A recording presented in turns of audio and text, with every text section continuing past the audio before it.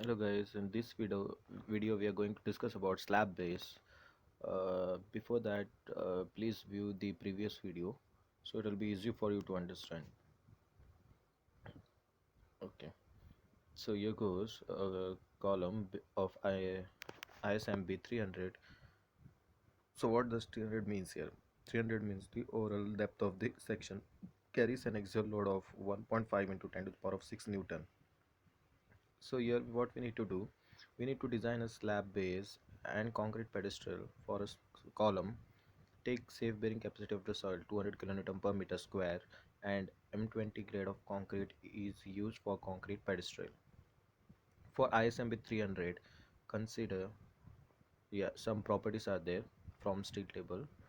So B is 140 mm, that means width of the flange is 150. Flange TF is thickness of the flange, that is 13.1. Fy is 250 megapascals, and gamma Rm naught is 1.1. So these are the given data. So ISMB section P is the actual load 1.5 to 10 to the power of 6. So we make it as a factor. So it is 1.5 multiplied by 1.5 to 10 to the power of 6. So 2.37 into 10 to the power of 6. After that, we determine the safe bearing capacity, which is already available, 200 kilonewton per meter square. Then M20 grade of concrete, FCK, is 20 megapascals. Bearing capacity of the concrete is, if you want to determine the bearing capacity of the concrete, so you need to multiply, that is, grade of concrete with the 0.45. So you get 9 Newton per mm square. Fy is 250 megapascals, and RMO is, gamma MO is 1.1.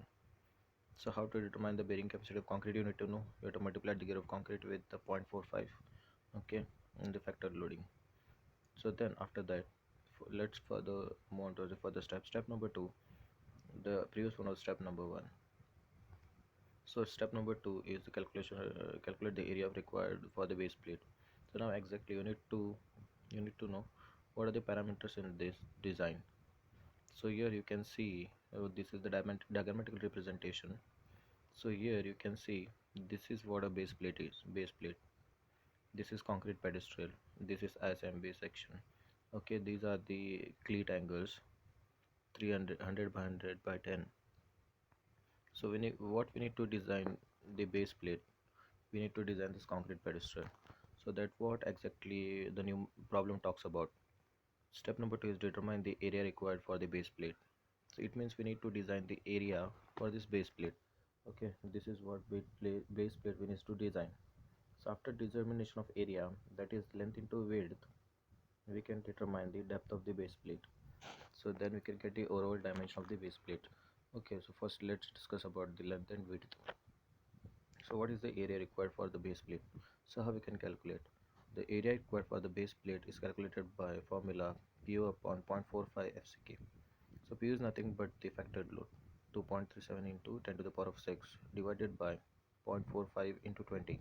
20 is FCK, which is given. Okay, so equals to 263333.3 mm square. Okay, so this is the area required for the base plate. It is in mm square, so it is length into width. Now from steel table you need to select this section. You need to select the size of the gusset plate of AG required.